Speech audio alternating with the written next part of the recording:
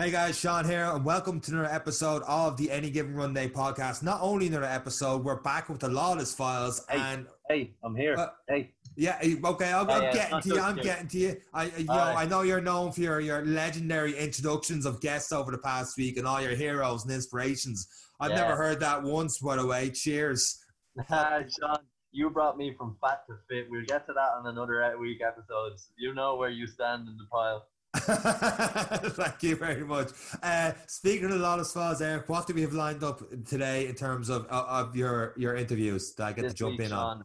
Seán is taking a different kind of route. It's a lady that I did a couple of her yoga classes.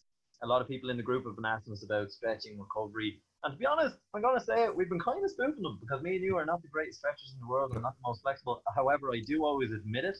And I do try and tell them to stretch, but I don't take my own advice. I'm a bit of a hypocrite in that sense. But this week we've got Dani. Dani is going to be our yoga instructor in the Run Club for the next 4 weeks. She's going to do a class every Thursday at 8:30. And we're going to get people introduced to stretching for runners. Call it yoga, call it stretching. It's this podcast is amazing. It was a lesson for me and you, and I was absolutely blown away. I was embarrassed by what I have done to my body over the last while. And two, it was an education, and it's the best way to describe it, an absolute education in stretching. And I think it's going to change the game. I think it's going to change the game for us. I share your sentiment completely. I think one of the reasons that I haven't personally done a lot of mobility and yoga stuff is because I've known it's good for me, but I've never put it high enough on the priority list. And once you listen to this interview, I know I've changed my priorities and it has to go up high now. And there's so much information in this, so much so I almost say get out a pen and paper and start taking notes on this one. You're going to really, really enjoy this episode of the podcast. There's a ton of take-home information from it, and I think we've talked enough, and we're not going to be able to talk much more over the next 40 minutes. So we're going to take it straight over to Dani, guys. Enjoy this episode of the Any Given Run Day podcast.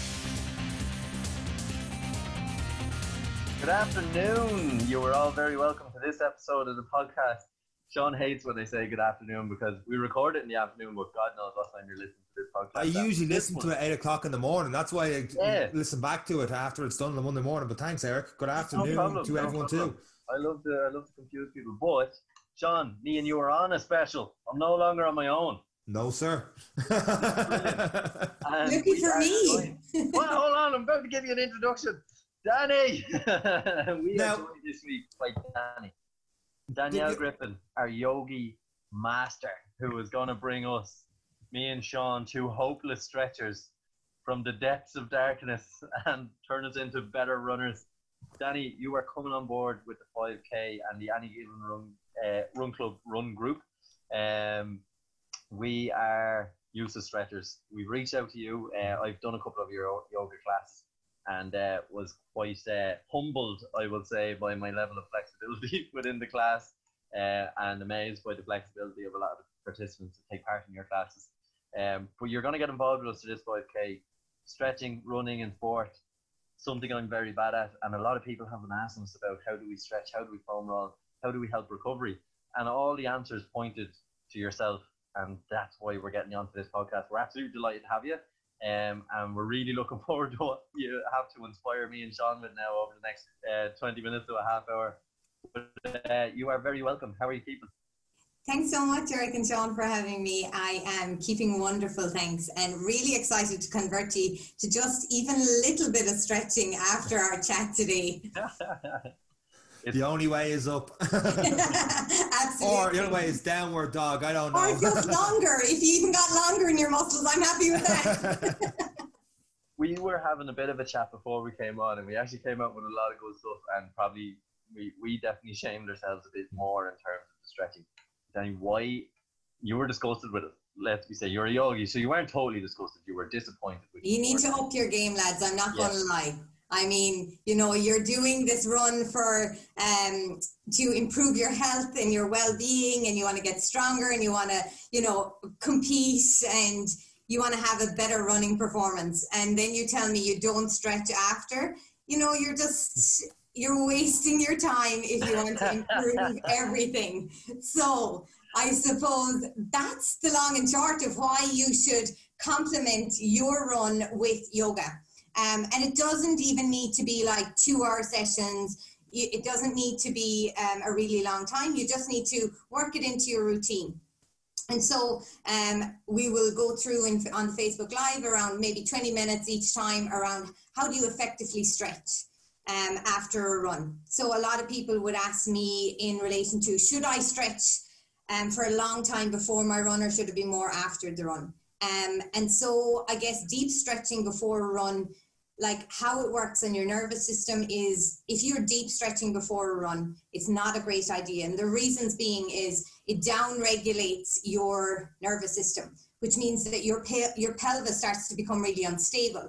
And then you kind of have no control over what's happening in your joints. And so if you do a very gentle, dynamic stretching, like 2 or 3 minutes before you run, you'll have an easier run. So you're essentially making your life easier. But then if you do the deep stretches after, you'll recover faster. You're going to gain more flexibility. You're going to have a lot more, like, I suppose, diesel in the tank, essentially, to keep going back and to keep wanting to better your performance. Because I know you're working on your best 5K at the moment. So just even introducing these small changes between now and your 5K, you'll start to see a little bit more endurance being built up, a little bit more mental strength being built up, and also recover quicker. You'll start to stabilize your joints a little bit more, meaning that you won't be injured. And yeah, you'll just start to enjoy it all a little bit more, and you'll just start to complement yoga and stretching with your own runs. We said it as well, like I've done 5 runs and 6 cycles this week, and I only stretched. It was a long stretching session, but I've only stretched once this week, and that was terrible. And the reason I said it was people were asking me about stretching, and I was like, "Oh no, really important to stretch." Like I was such a hypocrite, like the biggest hypocrite in the world. And it's just a bad habit I've got into, and I think you hit the nail on the head. It's like I'm spending all this effort with a Garmin, the shoes. I'm going out and putting sun cream on. I'm going at an early time to get out ahead of the heat so I can get a good time and not put the body under too much pressure. And then I just come back and shower and get on with my day as if nothing has happened. Like, that's for most people. You're talking for most people there, particularly if you are doing a lot of runs or a lot of cycles or whatever it is. You're covering a lot of people that might be listening to this podcast, what their habits have been. And I suppose what I'm just trying to do today is educate on, it doesn't have to be a 2-hour session, just effective stretches. Even if you were to introduce 8, which I'll go through with your Facebook Live, they can really start to fix up your posture, to fix up your stride, and so that you can train wisely. And you just said there about having good footwear. You all invest in like the good footwear and the Garmins and all of that, and you make efforts to put the run in. But then after that, you just don't feel as great as you possibly can. And I suppose for me, a lot of people come to, why do you start running, essentially? You want to improve your health, you want to improve your fitness, maybe you want to lose some weight, maybe you want to beat your personal best so far. And you feel great after a run. Am I right in saying that? Mm-hmm. Yeah. So I would say you feel good after a run. Whereas if you start to stretch a little bit longer, what that helps you do is it helps to break down the cortisol, that like stress hormone that is activated during your run. So you have all this hormone going on in your body, and it's like to keep you going and to keep you, throughout the run, keep you going, I would say. And then you have these longer, deeper stretches, and they start to down-regulate your nervous system, which means that all that cortisol now starts to burn off, but it's burned off by something else called oxytocin. And that is like your relaxing hormone. And so then you start to recover quicker. So now, right now, you probably feel good after a run, but you think you feel great.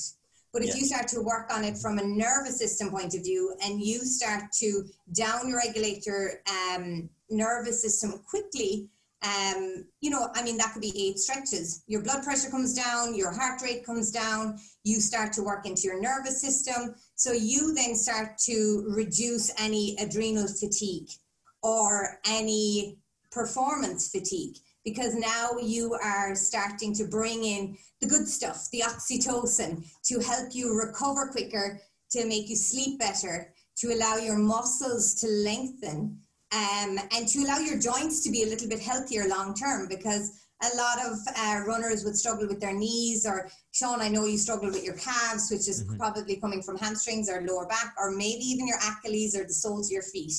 And so if you can start to even create a little bit more length in those, you will then start to recover quicker and feel great. Not just good after your run, which is why you took up running, to feel good.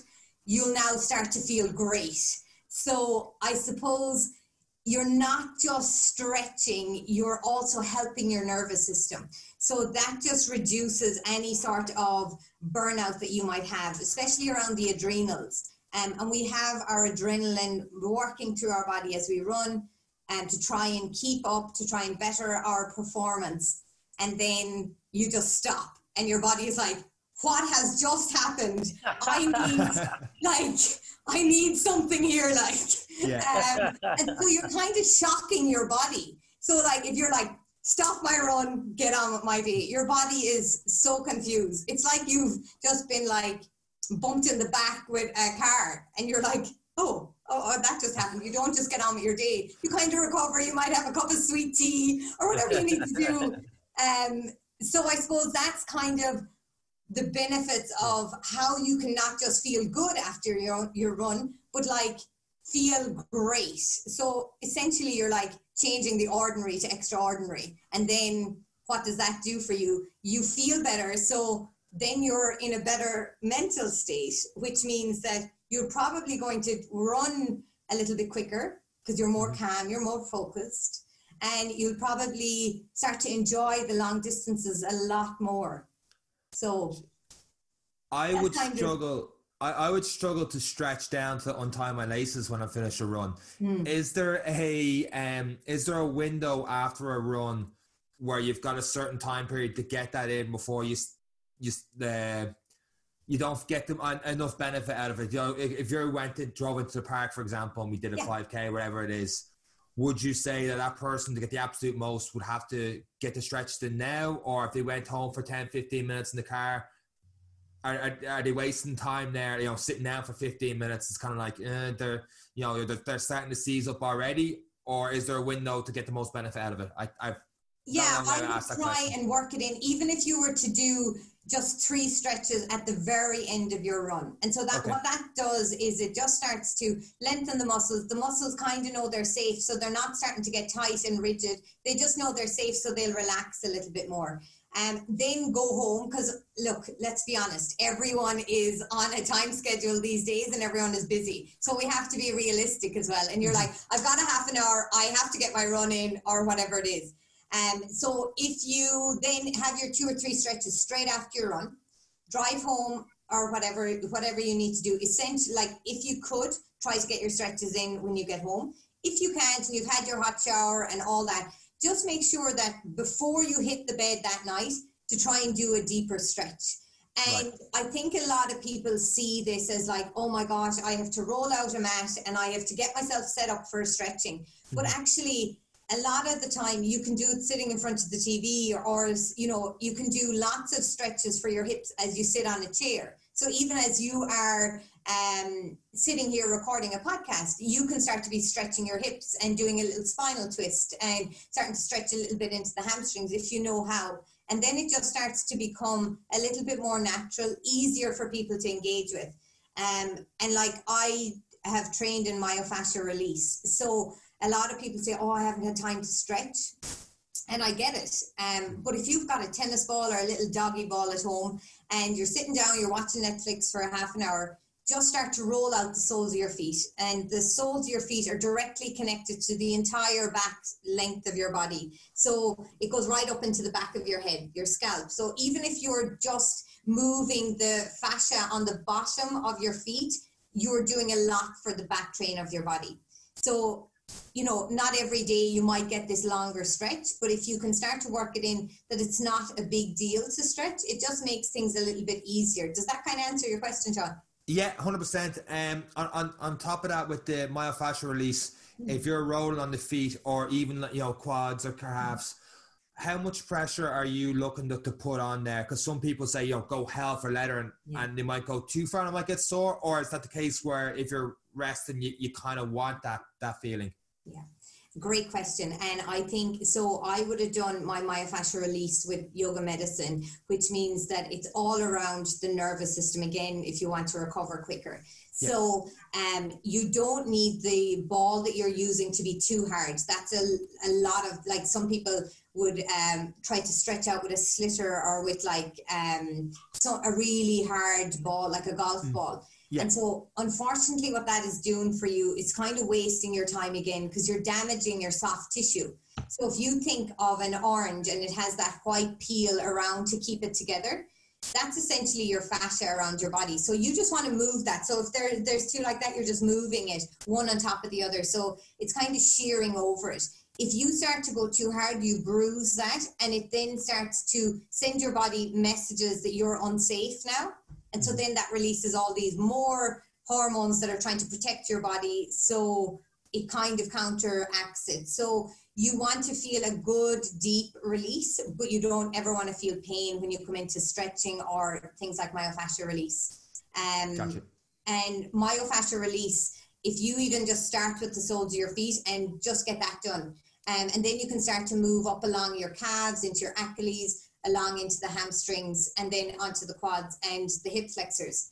I suppose when you think about running, what you're doing is you're always overtaxing certain muscles because it's a repetitive movement. Mm-hmm. And so if you're doing a little bit of yoga, what you're doing is you're starting to build a little bit of strength around the not so used muscles that can help you recover quicker. But if you start using things like myofascial release, you can really start to see the benefits. And also, if you start to even do your myofascial release, Seán, and then you want to bend down and tie your shoes, you'll see a massive difference if you just roll out the soles of your feet. It's kind of like miraculous that you're like, oh, my God, I can fold in two now. You're like, a minute ago, I couldn't even bend my leg. So it is worth it. And like, again, you don't have to make it this big deal to fit it into your schedule. Do it when you're watching Netflix. Do it when you're sitting down having your dinner or whatever it is. You know, if you're serious about improving your performance as a runner and reducing your recovery time, because that's essentially what you're looking to do. When you're doing the myofascial release, are you looking to do the entire muscle, or are you kind of trying to find that spot, that little, how do you describe it? Yeah. You're looking for that what you said, Eric? Yeah. So are you looking for that to go over again and again, or would you just go to the entire muscle for 3 minutes and move on to something else? Yeah, if you are just even looking at the soles of your feet, there's no pattern. So you can't do damage when you're doing myofascial release if you're not doing it too strongly. So everyone will feel it differently in different parts of your body. So if you even think of the soles of your feet, there's no pattern that you need to follow. Just scribble out the ball under the soles of your feet, and that'll start to release the fascia. Then you'll most likely find this very tender spot about halfway between, we'll just say this is your foot, halfway between the big toe and your small toe, about here. That is attached to your kidneys, and that for everyone is tender. So if you start to press down into that a little bit more, that starts to release a little bit deeper along the soles of your feet. So you want to find the tender spots, but also you want to kind of give everything a good shake around and you loosen everything up. We all need I'm after doing it on my foot there. It's very sore. Yeah. I didn't think during any podcast when we first started this, me and Eric be playing around with our feet, but your feet. You know what? If you're listening to this, take your shoes and socks off and give that a go. That is sore. Yeah. Oh my God. It is right there between the big and little toe. That is, wow. Like at the very top of your arch. Yeah. It's actually quite painful, I'm not going to lie. Yeah. And it's definitely a discomfort. Yeah.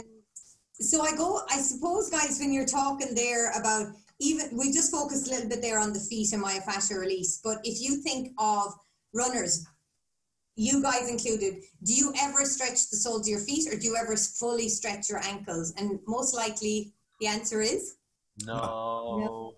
Yeah. And so if if you just think for a second of everything your feet does in a run, your feet are connected to the floor, so it's sending an impact up your body.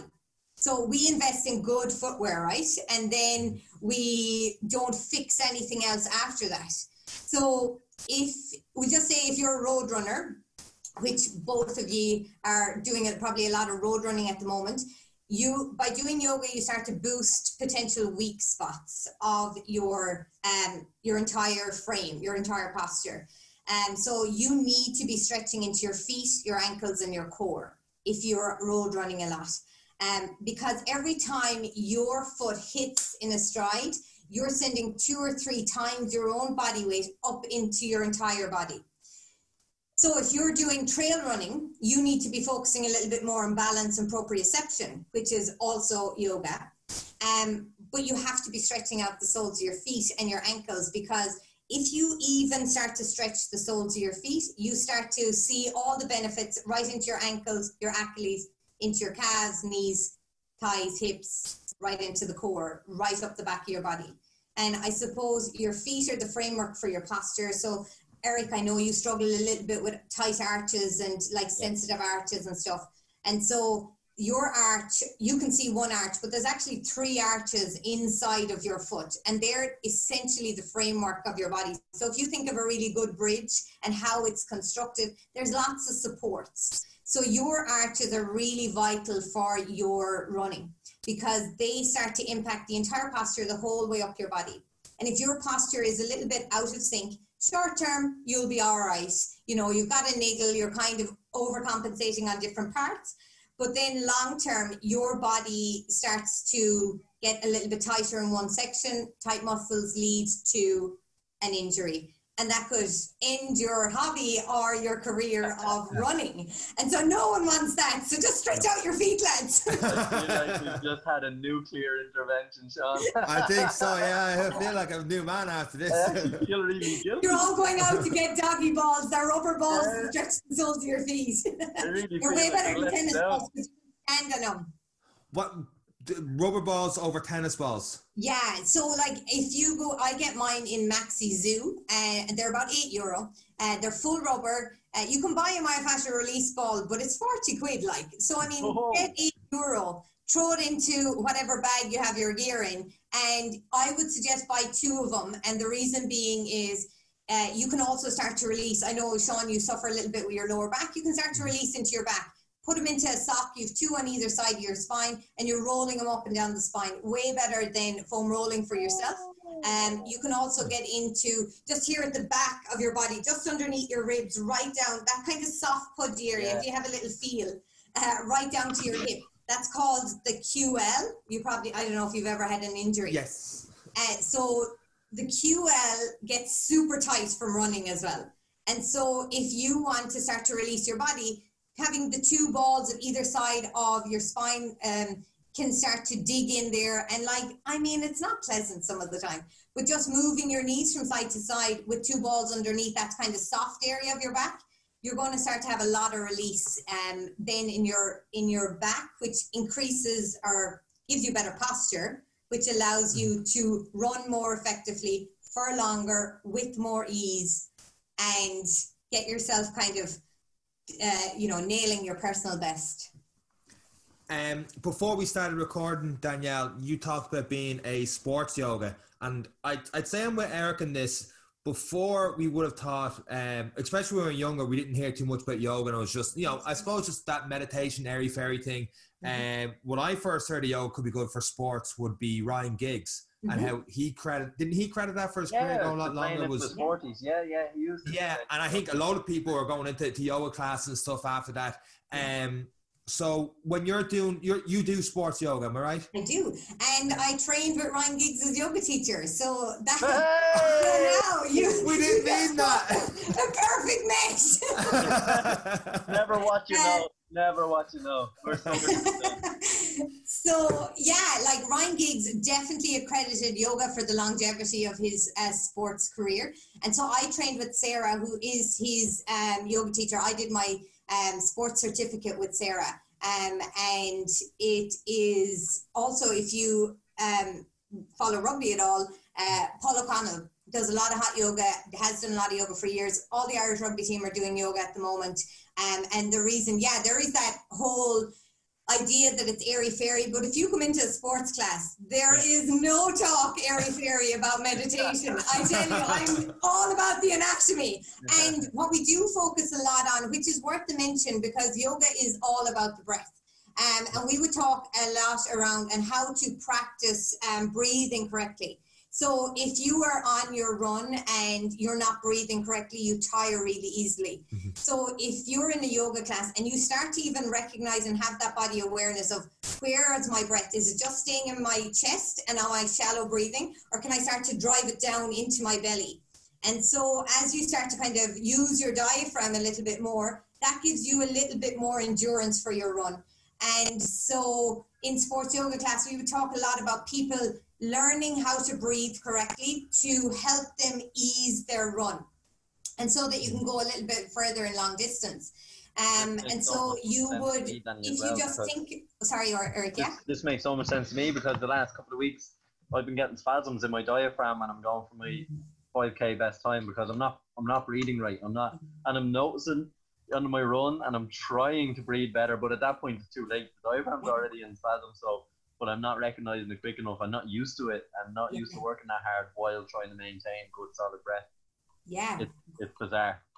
So that's a great example. So like you're pushing your body to get a personal best, but you're working it so hard that you're forgetting how to breathe. So I suppose what your body is telling you, then your nervous system goes into like overdrive, being like, what is happening? I'm now in what we call the fight or flight. And like your body is ready for a fight now because you're not breathing. So your body's like, what? I have to give up. So it locks itself down and then you find it hard to breathe. So then you don't feel the best after your run, right? Because you're not oxygenated. Yeah. And so then it takes a long while to recover, and that's why I said I was moving away from the short running because I was burning very little calories, and then my stomach was sore for about 3 days after it, so I just couldn't justify it anymore. And so if you're in a yoga class, in a sports yoga class, like there's no flowery talk around the breath. We're literally thinking about how do I improve my performance in whatever sport you're there for. So it's all around directing the breath into your belly, inflating the lungs fully, and then holding at the top of your inhale. So your lungs are ready to burst with all this new air. And you hold it, and I'm telling you, hold it longer. And what that is doing is it's essentially building up your lung capacity. And then I tell you to exhale, and you get rid of all of the excessive carbon dioxide. And then you hold on empty. And you're like, oh my God, like I have to breathe. But when you inhale again, then you fill up with all this oxygenated blood, which starts to nourish your cells, your organs, all of your muscles that have got really tight.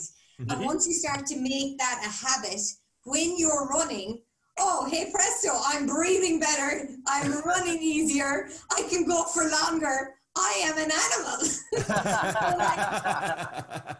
That's essentially like, and I think Ryan Giggs definitely changed the face of yoga for anyone that was into, training, because he definitely reduced his injury and he increased his range of motion. And so once you increase your range of motion and you start to have a little bit more length and elasticity in your muscles, well, then you can avoid injury. And that's what we're all looking to do. But I think what often happens is if you think about when you're on your run, you build up all of this lactic acid in your muscles. And I'm sure all of you have felt, oh my God, I feel like there's rocks inside my legs right now.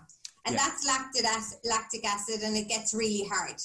And so if you're not flushing that around, it's kind of like cement inside in your legs. And so then your legs feel heavy. The following day, you've had a really hard run and you're doing a kind of a cool down run or whatever the following day or two after, and you feel like lead, right? Yeah. So, and that's because there's all this lactic acid in your body. So one thing that we would do a lot in sports yoga is we would do a lymphatic drainage. And this is really easy for anyone to do. And even if you're listening to this and you're at home, lie down on the floor, lie down on the bed and put your legs up the wall. And so what that does is it starts to drain all that lactic acid, the lymphatic system, and it starts to send it back into your liver, your kidneys, and starts to give you a little clean, and then send it back out. So you feel great the following day because you have even just drained your legs. And like, if you're lying down on the floor watching TV, throw your legs up the back of the couch or elevate them.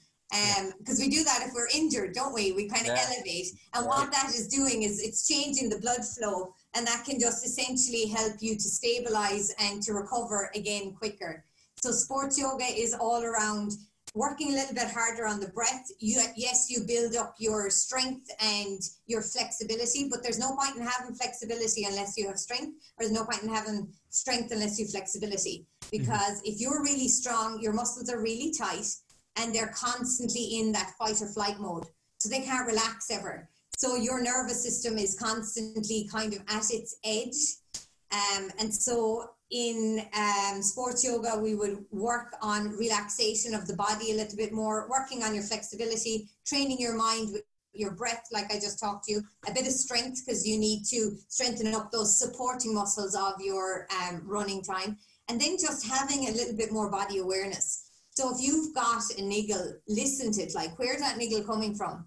Like, is it coming from your hip, or is it coming from, like, what's going on in your lower back? Where else can you start to stretch out to make yourself feel better and reduce that chance of injury, like sidestep injury all the time? You want to be one step ahead with your body. So like being body aware in sports yoga class is great, because now, I mean, we do challenge the body, we turn it upside down, and we do all the handstands and we do all the fancy stuff, but essentially you're looking to try and create elasticity, lengthen the muscle, and then train the mind and the muscle together so that you avoid and sidestep the injury constantly. And I know, Eric, you've been to a couple of the yoga classes, and like, you sweat like it's your job. Like, you're like, how is this so hard? Like, you're just like losing like water constantly in a sports yoga class, and you're like, I know I'm stronger, but I just am struggling. And that's just the I suppose your body talking about your elasticity and its flexibility. Yeah, I was very, very humbled, and I think we were doing some sort of stretch to kind of loosen out the hamstring. I think it even could have been from downward facing dog into a simple hamstring stretch. And I was under severe pressure. Like the grunts and the moans, and you had to come over and give me the little bricks to kind of raise me up a little bit so I wasn't in such trouble. But it's yoga is very humbling, and I think that's why I'm kind of afraid of it, because I find it difficult at the minute, which is a terrible technique. The best way to get over that is to do it. And the more you do it, the better you get. And I'm annoyed with myself now because I'm gonna have to listen back to how stupid I've been. This is the first day of your new journey now, Eric. Right, Seán, you too. I'm in on Thursday for this. You were talking about the Irish rugby players doing it and like doing hot yoga, and to quote Paul O'Connell, that would put the fear of God into me. In terms, like, and it is challenging. So for us, not even just rugby players, just people doing, you know, if they're doing 3-4 runs a week and they're doing strength workouts, where does the frequency of yoga come in, and doing sports yoga, and how many times a week should they be doing it? And as well as that, should it be more of a morning thing, evening thing? Does that matter before, after running, or strength, or is there a perfect slot for the fit in? There's no perfect slot. It just, once you're getting it done. So again, it has to be, you have to make this so that people will work it into their schedule. If you say at 7 o'clock every morning, you have to do yoga, it has to be disciplined, and that's it. You will lose people's interest very quickly. If you're going to do the longer session, the sports yoga class, once, twice a week is great for that. But if you can just work that like 5-10 minutes in every day, and then you start to kind of be converted, being like, oh, like I recover quicker if I can give this 15 minutes a day. You know, you start to increase your interest in it, and you can see the effects on your body then. If ideally you want to be doing that deeper stretching after a run, if you've done something like a marathon, you need to let your body rest and like take a day or two, and then very, very light stretching after that. If you've done your 5K, which you're all looking to do pretty soon, like having your stretches after your 5K is going to help you recover a lot quicker. And then doing a light session of stretching the following day, maybe bring it up to 20 minutes if you've got 20 minutes. That will just help you recover a little bit quicker. Now, the one thing about hot yoga and, you know, if you're doing a lot of running and then you go into a hot yoga class, first off, there's the fear of dehydration. I taught hot yoga for 2.5 years. Loved it, but what I found during my time teaching hot yoga is you think you're better than you are. So what I mean by that is your muscles are really warm because you're in a hot environment, and so you don't necessarily know, am I pulling on the attachments of the back of my knee or at the top of my quad or at the top of my glute, or can I actually do this? And chances are, if you can't do it regularly, you shouldn't really be able to do it in a hot yoga class. And so what happens then is people just start to pull on the attachments, the ligaments, rather than work into the belly of the muscle. And so, Eric, you gave the example there of needing blocks and stuff, and that doesn't mean that you're doing it wrong. What it means is, as a yoga teacher, I am looking at your spine, which is like my job to check out your spine. Yeah. And I then am helping you to have better spinal alignment. So it doesn't mean that you're doing anything wrong, but like those tiny little tweaks that you can do really have a big impact. And they, like, I think when you're learning off YouTube or whatever, sometimes you don't have those finer details of, like, you know, move your left hip back to get a deeper hamstring, because the hip alignment will actually make you work your hamstrings a little bit more effectively. Whereas in sports yoga, chances are it's faster, you're really hot, you're like dying because you can't have some water, and you're sweating like so much that unless you have a good solid yoga practice first, I would be sticking to the colder yoga, the regular style yoga first. I am so glad you said that. Same. I'm like, I can't deal the heat. Like, just listening to you talk about it, I was like, oh, that's so difficult. And like I did a lot of work with GA lads, and I've worked with GA teams, and I suppose we'll do this on the Facebook group as well. But like, just even knowing, you could be wasting your time stretching your hamstrings if you're not doing it right, and you might just be feeling a pull on the back of your knee. Whereas you actually want to feel the inside of, you've 3 hamstrings, and you want to feel the inside of your hamstring, like starting to really get that deeper stretch. And so that's kind of what you're looking for when you go to a sports yoga class. It's around getting into the belly of the muscle, whether that be your hip flexor or your quad or into your calf or your hamstring, and right into those kind of the tender spots, we'll call them. So if I was to come along with my thumb and push in that area, you're going to feel it. Not that I'd be doing that, but I'm just trying to teach you how to target that area for yourself. So you asked there if there's a particular good time, Seán, and it really, it's what works for you. I would definitely do a couple of stretches before you run, which I'll go through with you, but then a longer stretching session after, or at some time that day if you can. You just have to remember that if you get out of the bed in the morning and you're like, right, I'm going to get 10 minutes on the mat and this is going to sort me out for the day. If you do that and then you do it in the evening, you'll see a massive difference, because your body is going to be so stiff from lying in bed and your spine hasn't had that time to elongate. So in the morning, if you are doing your stretches in the morning, anytime works, but just know that you'll be a little bit more stiff. And sometimes when that happens, you become a bit more frustrated, which means you probably won't go back and do it again. You want to have success and feel like, oh yeah, I kind of like that was a good stretch now.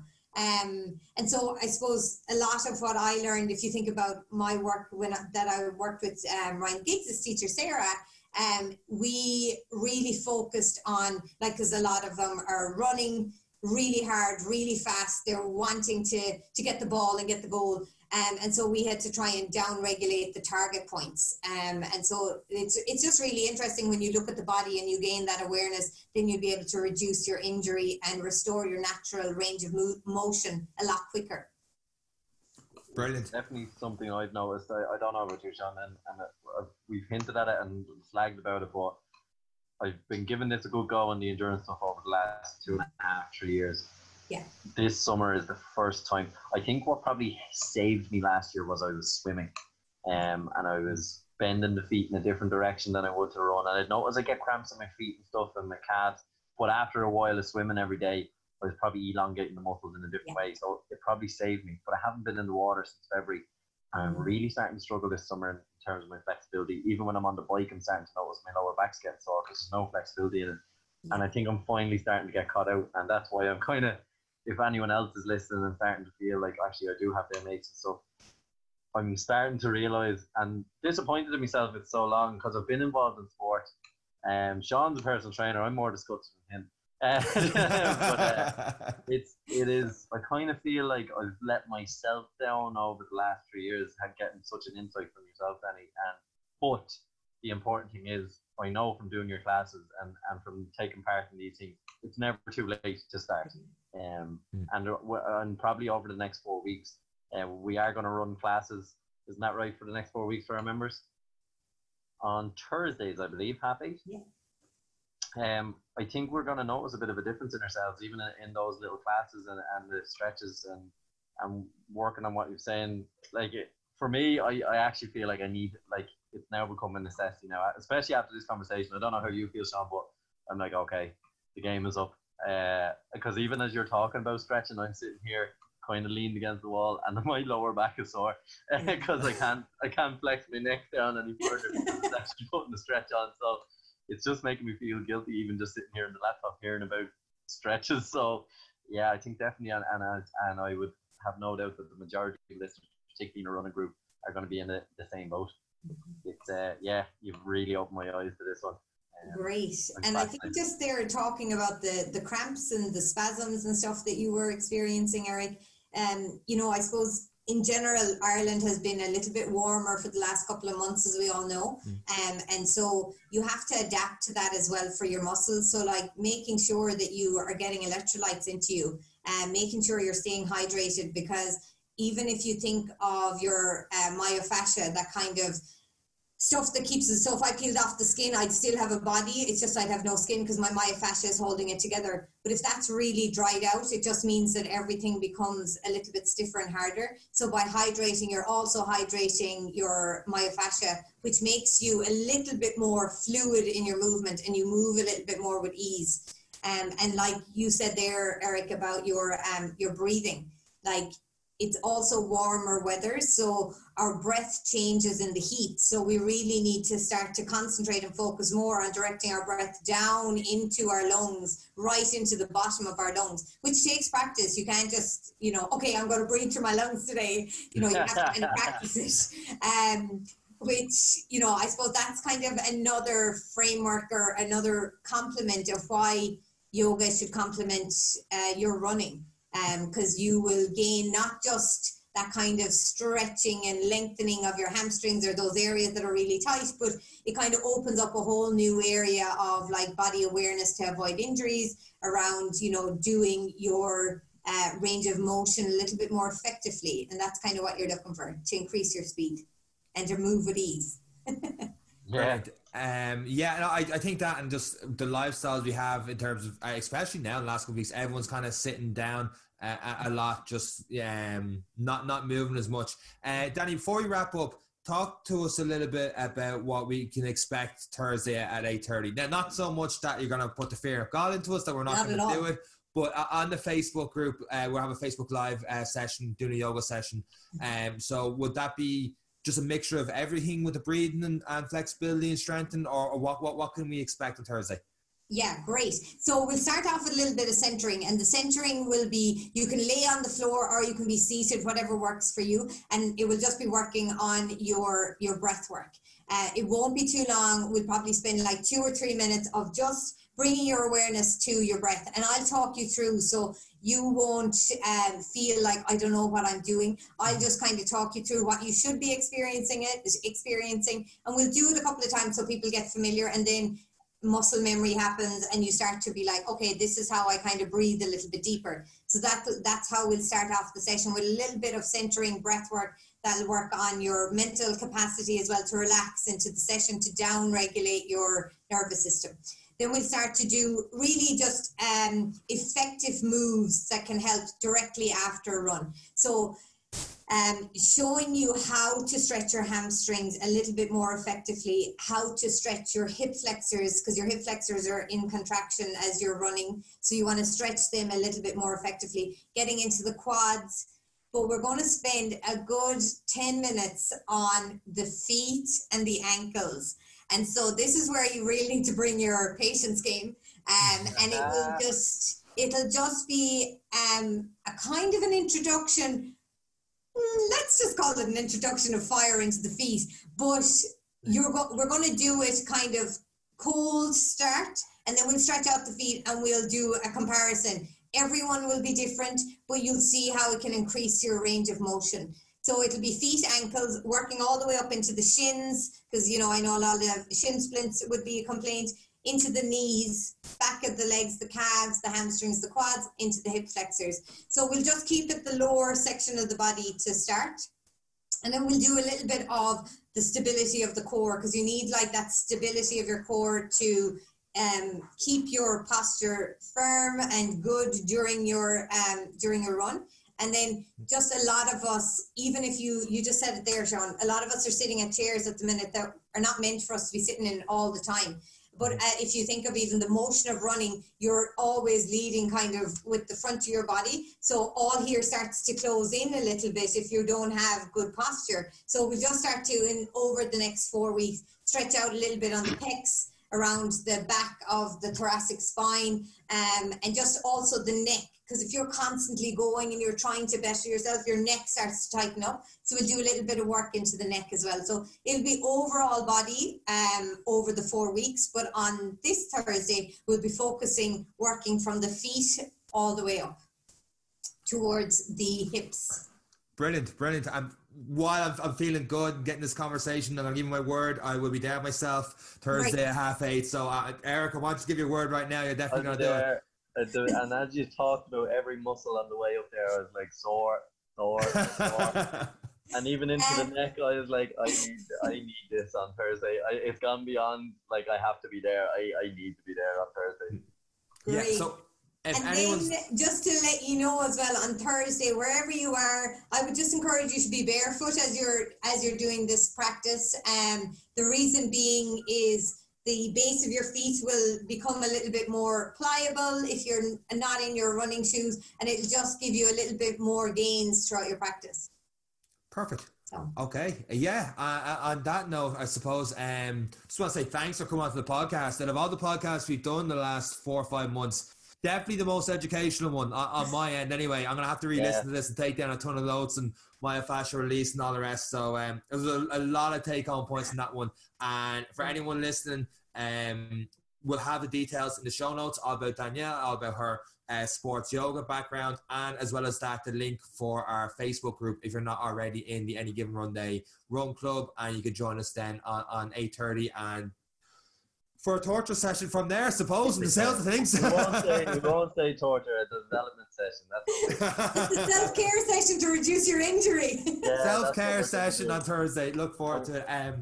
Thank you very much for the podcast. Just to add in as well, Dani, if people don't want to wait till Thursday, if you can follow you on Instagram, and you do run yoga classes separate to this, isn't that right? Yeah, I'm online at the moment, but I have all my details up on Instagram at Danielle Griffin Yoga, same on Facebook. So join along if you want to have a couple of ideas before that. Perfect. We'll be sure to add them onto the notes. Dani, thanks again for joining us. Thank you very much. My pleasure, lads, and namaste. Namaste. This is Thanks brilliant. so much, guys. And we're back. Podcast, and I do visual cues. Namaste. Thank you very much. The yoga's not all that serious. You don't need to be a bendy windy or a skinny. You just have to be if you've got a body, you can do yoga. You can stretch it out a little bit, and we'll have a bit of a laugh along the way. 100%. No better way to end it. Namaste. Right. Thanks a million, lads. Thank you. Thanks, Take care. Bye, guys. Bye. So there you have it, Seán. We've just said goodbye to Dani. We're all set Thursday, 8:30. Anyone else who is willing to join us or is listening to us for the first time or has not been involved at all, we know there's a lot of people who are watching everything that we're putting up. this week is going to be a great time to try something new. If you haven't got involved in yoga stretching, for me and Sean, you'll agree, this is definitely going to be a new thing for us. 100%. Yeah, no, I'm really looking forward to it now. And just on Thursday, we're actually going to have Dani on Zoom. So through that, she'll be able to see what we can and can't, what we're not doing, because like sometimes you're in a certain position, you think your hips in the right way to feel them more on the hamstring, but you're not too sure. She'll be able to actually help and coach us out on that as well. So all the details are going to be on our Facebook group, Any Given Run Day. In that group, all those details are there. And it was, I don't know about you, Eric, but it was a very educational podcast. I really, really enjoyed it. And one of the best things was I've never seen you quiet for so long. Yeah, it was absolutely brilliant. And to be honest, like that, an absolute education, an eye-opener for the two of us. Mm-hmm. Really excited to see where this is going to take us. And it all is going to start this Thursday at 8:30. And I cannot wait. I genuinely, I mean that. I'm looking forward to a lot of things and races, but this is, I know it's going to be tough for me at the start. Flexibility is not my strong point, but for anyone else like me and you out there, we talk about the big running game, and we do put in a lot of effort in training, and we just let ourselves down. And if anyone else out there is like this Thursday 8:30, that's where we're going to kick it off with Dani. It's going to be absolutely amazing. 100%. And it is, hopefully for most of you guys listening to it, it is a Monday. It is the week 2 of our 5K challenge. Just because it's week 2 doesn't mean you can't get involved now. There's still 4 weeks until we're going for that 5K PB. What a better time to start it. It's a bank holiday Monday, which means you're definitely, for a lot of people, we're working is not a case. It's a day off. Hopefully the weather is nice and good now for it. So get out, get your run in. Let us know in the group how you get on, and circle those calendars for Thursday 8:30. That's when we're going to start with the yoga. Eric, anything else to add this week's episode of the podcast? Sean, it's been brilliant. Let's get straight into it. It's a Saturday as we record this, and the sun's pretty good out, and it is an afternoon as we record the yard right now, so I'm going to get back out into that sun and get burnt and regret everything from there. Maybe 1 or 2 beers to enjoy the rest of the weekend and that, and get my long run in tomorrow. It's been a pleasure as always. We'll catch you there next week. Take care, guys. Best of luck.